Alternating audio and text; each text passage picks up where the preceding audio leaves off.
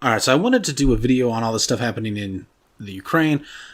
This is obviously not a topic that I normally concentrate on, and so I was initially somewhat reluctant to talk about it, but as I listened to more of the coverage going on concerning this topic, it became clear that even though I don't consider myself to know a lot about this topic, I evidently know more about it than a lot of people seemingly commenting on it, so I thought, why not make a video about it?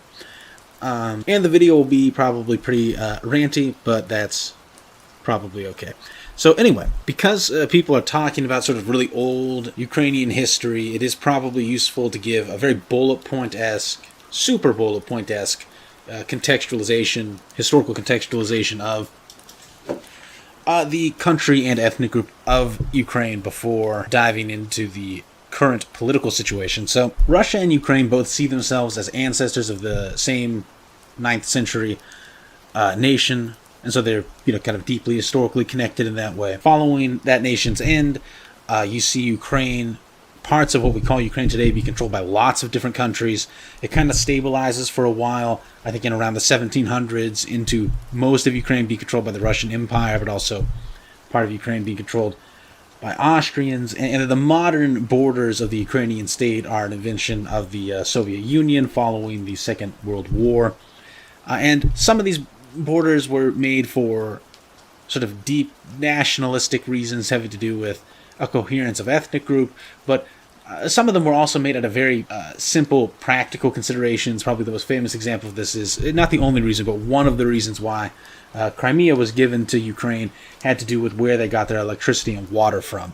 And so it made sense from a kind of practical, bureaucratic perspective to put that in Ukraine. And ultimately, there's a sense of it not mattering that much anyway, because they're all part of the Soviet Union, and the Soviet Union is heavily Russian-dominated. In terms of the ethnic identity of Ukraine, Ukrainians began to kind of care about their ethnic identity while they were under the rule of the Russian Empire, mostly to differentiate themselves from Russians. The Russian Empire mostly tried to fight this surge of ethnic identity by doing things like stopping people from teaching in the Ukrainian language, for instance. And the first government to really accept and even encourage the Ukrainian ethnicity was the Soviet Union. Again, also, obviously, the first government to create the modern set of borders for the Ukraine. But importantly, the Soviet Union didn't consistently encourage Ukrainian identity. There were also periods of them strongly discouraging Ukrainian identity through various policies. A lot of it did center around language and then trying to encourage or ban different things being done to the Ukrainian language and such. In any case, looking at that broad history, Ukrainian nationalists today, people who are real big into the idea of the Ukrainian ethnicity, are like permanently pissed at Russians.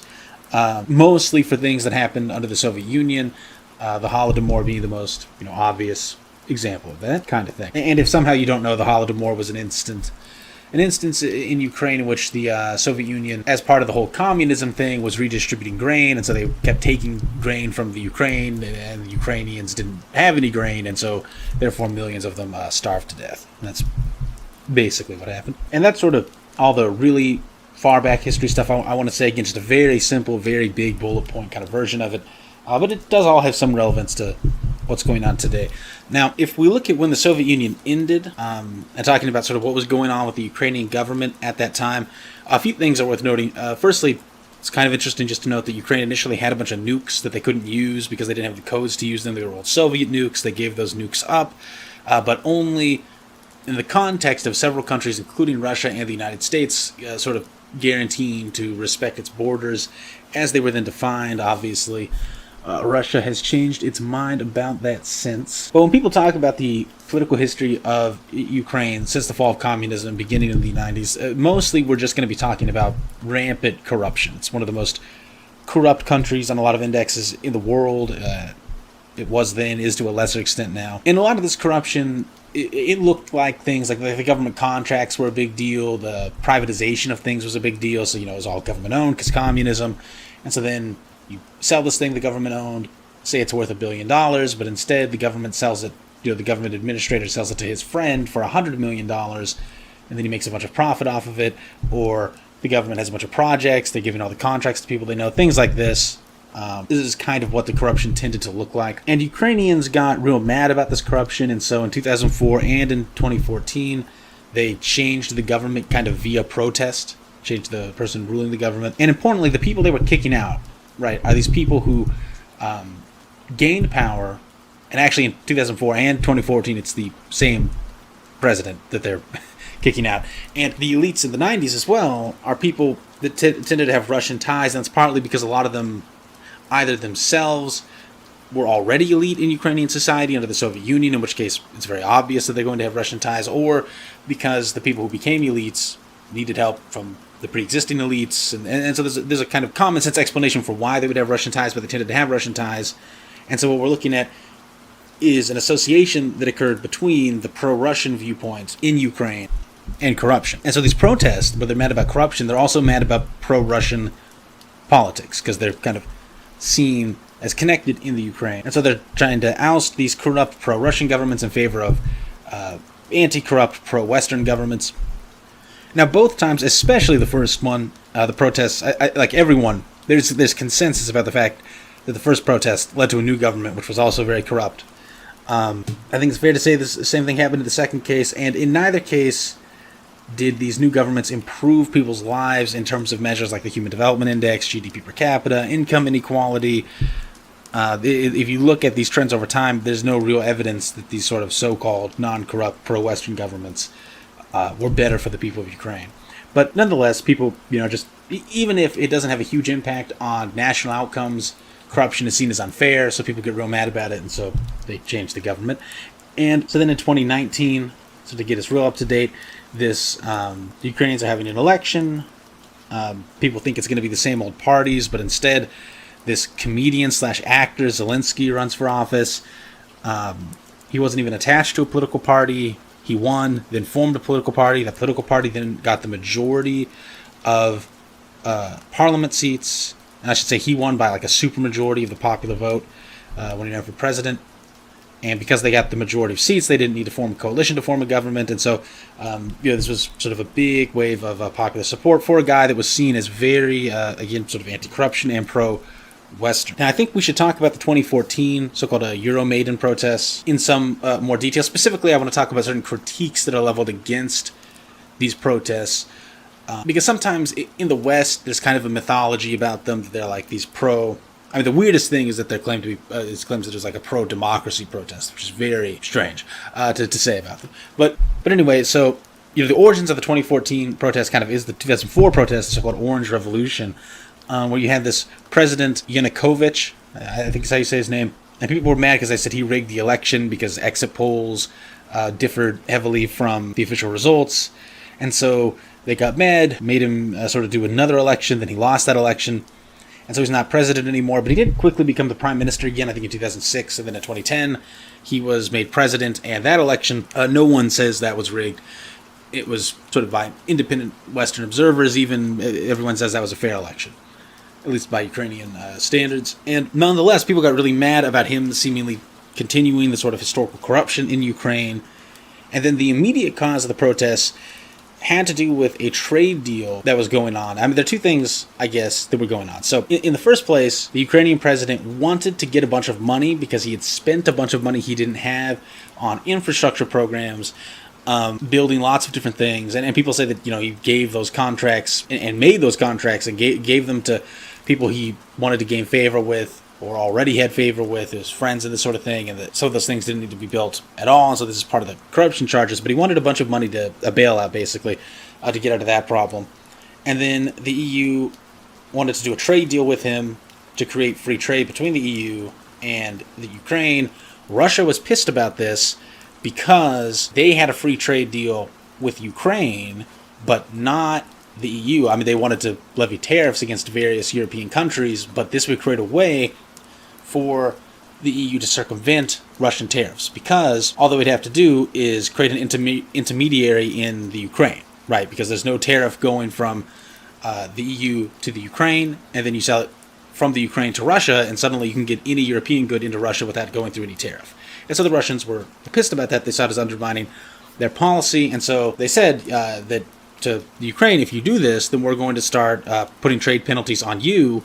On the other hand, you can not do this deal, and we'll give you $15 billion to bail you out of your debt problem. And so the Ukrainian president went with the Russians instead of the EU, and people freaked the fuck out over this, and hence the protest. But again, that's kind of like a last straw kind of thing, but nonetheless, that is like the most immediate cause of the 2014 protests. And the protests, it's worth just noting, I mean, they were, you could say, initially peaceful, but they escalated into violence, and the Ukrainian president ran out of town via a violent mob approaching the I think they call it a presidential palace, but it certainly don't call it a White House.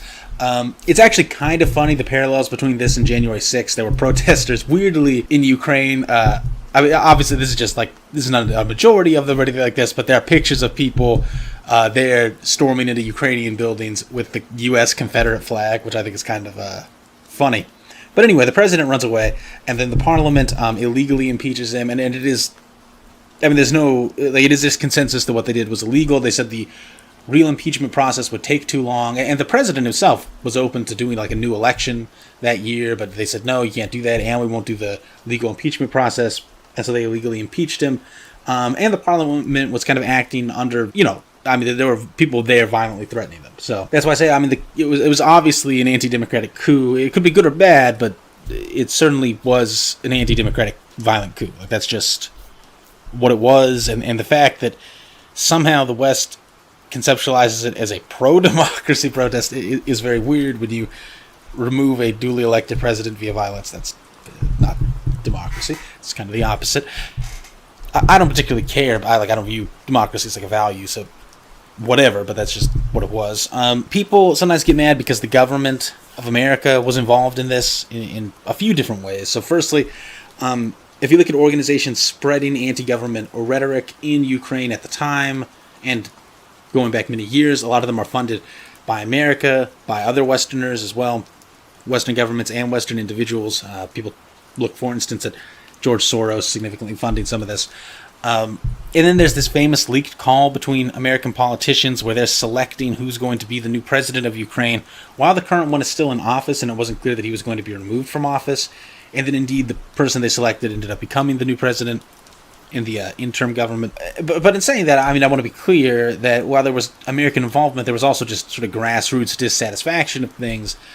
If you look at the size of these protests and whatnot, it's not even remotely plausible that America was the single sufficient cause of these protests. Another kind of critical thing people talk about involving these protests is that a key moment in the protests occurred when a bunch of peaceful protesters were murdered, and this was used as a justification for, especially, I guess somewhat funnily, but I mean, especially sort of far-right neo-Nazi groups in the Ukraine, and people, hopefully people that watch my channel will know I don't just like call groups randomly neo-Nazi. They're using Nazi imagery, and they say things that they would say things that just genuinely were in line with kind of like Nazi ideology. And in any case, so these sorts of groups were heavily involved in the violence of these protesters. They were a minority of the protesters, but a much larger proportion of the people in the protests doing the violence. And the justification for the protesters becoming violent, in large part, was this incident, where the peaceful protesters were killed, I believe, by a sniper, or a series of snipers. Now, at the time, that was blamed on the government.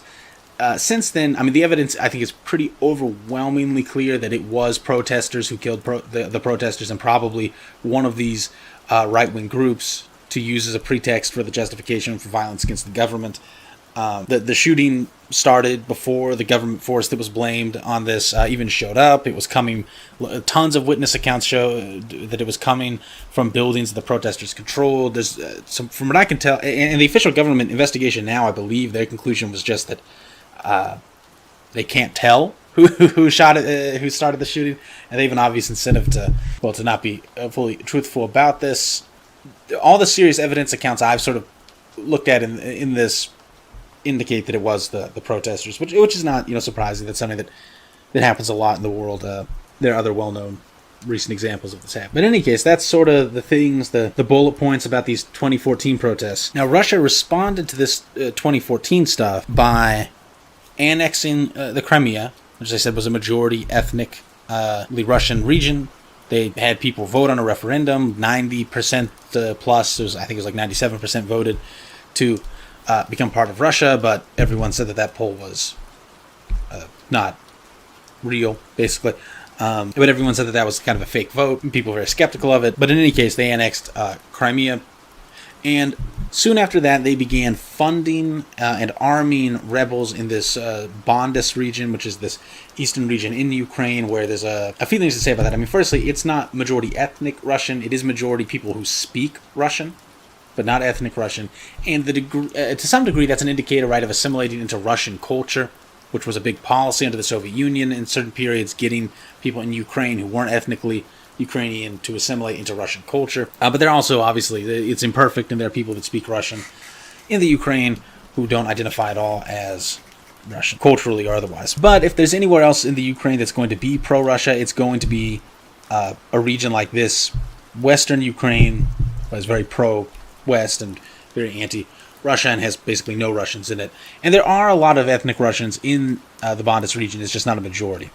And there are rebels there who want, and have now probably gotten, but at the time they just wanted it to secede, the region to secede from the Ukraine and be its own sort of autonomous country. And the Russians began, again, funding, arming that, and eventually seemingly sending in some people to fight for them, although it was claimed that they were volunteers, but people are very skeptical of them all being volunteers from Russia, and not some of them just being Russian soldiers and the like. Polling in Crimea soon before they were annexed and in the Donbass region indicates that most of them did not want to leave Ukraine, and that's worth noting as well. Although I'm not sure how good the polling is in these regions, but that is what the polls said at the time. Although it's worth noting that Russia, well, whether or not you want to say they've had an easy time holding on to Crimea is a bit complicated. So there's not a serious violent sort of attempt to break back away into the Ukraine in Crimea. On the other hand, Russia has had to subsidize in the extreme the existence of Crimea. Crimea's economy was, I mean, they're doing, I guess this isn't super important to go into the details of how they're subsidizing it, but let's just say it's being heavily subsidized, and so there's a significant economic cost involved. And I think it became the most subsidized, I think they call them districts in Russia, the most subsidized district in Russia, and it quickly became. Now, aside from these regions having Russians in them, an important narrative on the Russian side is that these regions are experiencing anti-Russian activity, and so it makes sense for Russians to be worried about these groups. And it is unambiguously true that there's anti-Russian sentiment among Ukrainian nationalists. And again, there's like a historical context to why, but it is what it is. I guess I should mention, speaking of things the Soviet Union did, Crimea, the reason that it's majority Russian is because the Tatars who lived in Crimea were mass deported under the Soviet Union, and then Russians were brought in. So it's kind of like an artificial population there, but whatever. The Ukrainian nationalists, yeah, they're not fans of Russia or Russians, and they're doing funny business with like the language and what language people are being taught in and things like this, and trying to get everyone to teach in Ukrainian rather than letting some local regions teach in Russian. They're trying to do these kind of things in order to encourage people to lean towards the Ukrainian identity and away from the Russian identity. And funnily, right, those are some of the exact same policies that the Russian Empire and the Soviet Union both implemented in order to fight Ukrainian ethnic identity in the past. There are some sort of like militaristic nationalist groups in the Ukraine that have committed some violence against minorities there. Mostly, from what I can tell, the Roma, but there have been anti-Russian incidents as well. Putin and associated Russians describe this as a genocide, which is obviously crazy. There's no way around that. It's just a crazy thing to say that Russians are being genocided in these regions. But they are being treated somewhat rudely, and in some cases that's violent, although that's far from the norm.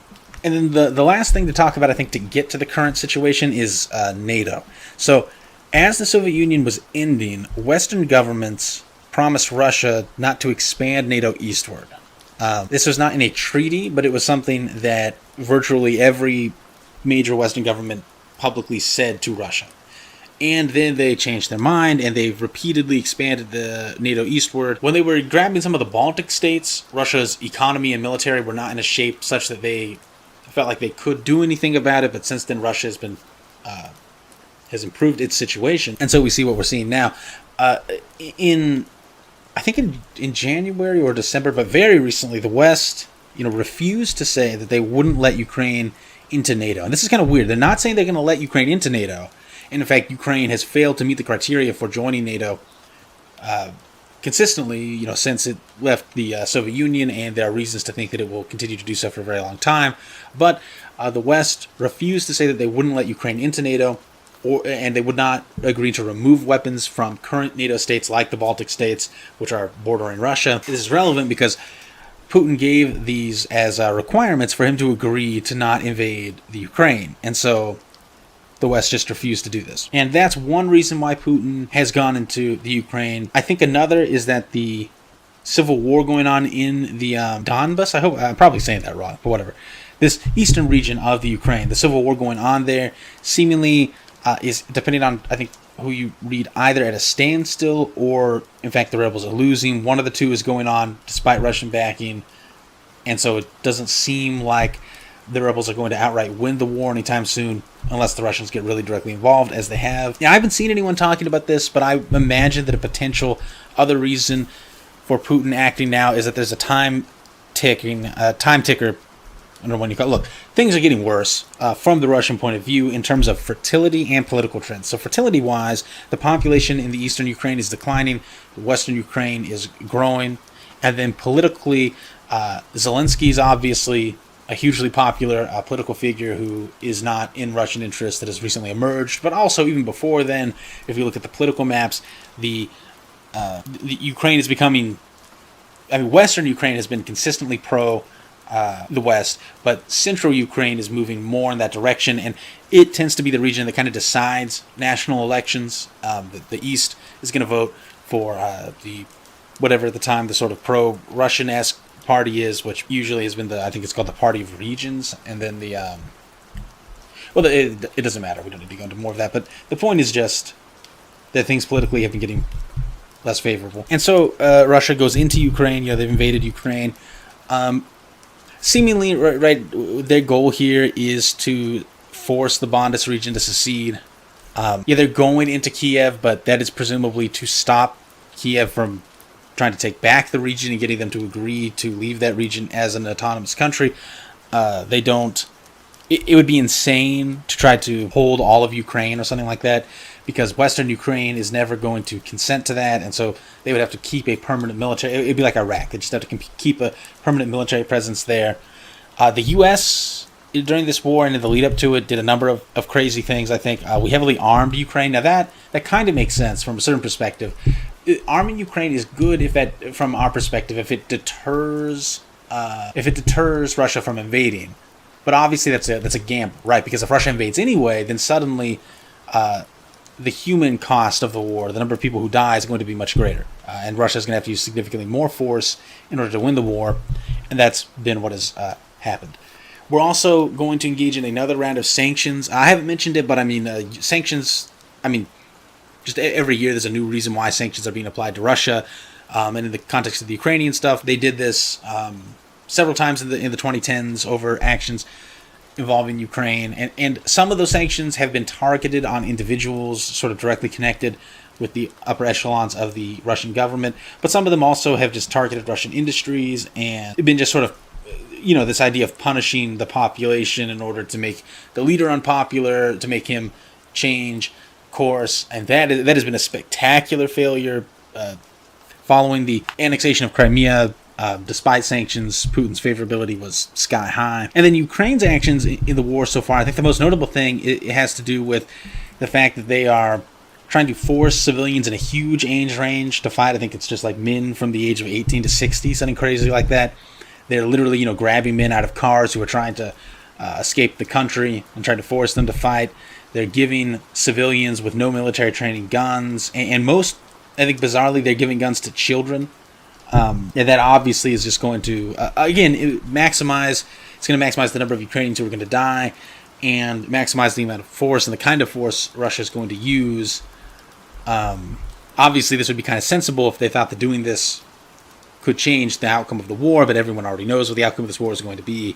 And so I think that's pretty indefensible, honestly. So I do think, though, it is important to note that broadly speaking, this is just different groups trying to expand their power. That's what the Ukrainian government is really mad because it wants to have power over all these regions. It doesn't want to give any of them up. The Western governments want to curtail Russian power, want to have economic relations with the Ukraine. Russia doesn't want NATO expanded there. And also there's a kind of nationalist impulse in Russia that wants to sort of revive the old Russian Empire and capture historically Russian land. And it's all fundamentally just about expanding power. I think that the group that's done things, though, that don't make sense has been the West. Not Ukraine or Russia, but the West. Like I've said, the sanctions on Russia are not effective, and so it's not clear there's a reason to do them. Arming Ukraine was a risky gamble that I think we could have probably predicted was going to blow up in our face, and it has. And then, most importantly, right, like, just the refusal to act reasonable with respect to NATO expansion, that's just been crazy. We don't need Ukraine to be part of NATO. There's no real, that's not important for us. It is important for Russia that they're not part of NATO. We're not even trying to put Ukraine in NATO. We just refuse to say we wouldn't do it again, because we already said we wouldn't do it 30 years ago, but we were refusing to say it again. And this whole thing could have been avoided, seemingly, at least for the time being, if the West had taken a more diplomatic stance on NATO expansion. Like I said, the Ukrainian government, I think the main thing to criticize from them is, obviously, everything they did up to the war, I think, was fine. I do think, though, the way that they're trying to maximize the human cost of the war, even knowing they're going to lose, is kind of gross. I think from the perspective of Russia, I think they are risking creating states that are going to need kind of permanent military presence in order to be stable. That didn't happen with the Crimea, or hasn't so far, but the more expansive they are, the more likely that is to happen. And so I do think that is a problem for them. That said, though, from their perspective, if in the long run they're trying to be some competitor with the West, it's probably not an easier route. It is worth saying also, I've heard some people especially online, people say this crazy weird thing about how this is like Hitler taking the Sudetenland of Czechoslovakia and then the rest of Czechoslovakia, and that they're gonna go to Poland next, And this is just totally crazy. Russia is not going to. Well, let me put it this way: if Russia is going to invade NATO countries in Eastern Europe, somewhere like Estonia or Poland, on the basis of historic ties to the Soviet Union or the Russian Empire, this doesn't matter in that context, because that's such a crazier decision that we have no reason to think they'll do, because then NATO, that would be that would be them starting a world war, most likely. And there's no sign that Russia is willing to do that kind of thing. And so, yeah, that's just crazy fear-mongering, the idea that this is going to be the first in a series of Russian conquests, at least with respect to NATO countries, which is what, for some reason, I've seen them talking about. That kind of thing. Another thing to talk about, I guess, is national sovereignty as a value. And the idea that just war is inherently immoral and all this kind of thing. Aggressive war anyway. And I would say to that, in the first place, it's kind of silly to say that it's immoral to violently modify borders that were established via violence, which the borders of virtually every modern state were. I do think we reached a reasonable conclusion in the 20th century about certain kinds of war having a cost that is too great to justify, but this kind of war that we're seeing now so far has not, and probably will not, approach that level of a world war is what I'm thinking of, where you have millions of people dead or something like that. That's almost surely not going to happen. And in some ways, I think that this will increase regional sovereignty in Ukraine, in the sense that Western Ukraine wants to move in a Western direction. They will now not have to electorally fight with Eastern Ukraine to do that to the same degree, and so they just will do what they want with their part of the country. I think they'll probably be fine. The group that I think probably has a tumultuous future potentially is the Eastern Ukrainian regions that are being forcibly seceded. And obviously, any number of people dying is bad, but it's just the nature of war and politics, and at least I don't get that viscerally outraged by it. So that's my basic perspective on what's happening. That's my sort of broad understanding of the situation, what led to the situation, why people are doing what they're doing. I guess I should say with respect to the West, I sort of said that they're doing some irrational things. I do think we're doing rational things as well. I don't have a problem with us. Well, for one thing, it makes sense for us to want to westernize that place. There are economic reasons to do that. that place being Ukraine, and us fomenting dissent against pro-Russian governments and lying about protests and things like that. That's all perfectly rational action on our part for basically reasonable motives. And so hopefully what's come across in this is that I mostly don't feel too incensed by this one way or the other. Like, anything that's happened just seems, at the very least, not surprising. And not surprising also in a broader context of like a global trend where nations being kind of lone wolf nations that aren't heavily associated with some superpower is not really plausible, and that's going away more and more of time, and so it's not surprising that this is happening in the Ukraine. But anyway, yeah, that's probably a very ranty video without any super great conclusion. It didn't end with me saying these are the unambiguously good guys and these are the unambiguously bad guys, and so we got to support them and not them or something. But hopefully it was entertaining in some respect anyway. So, there you go.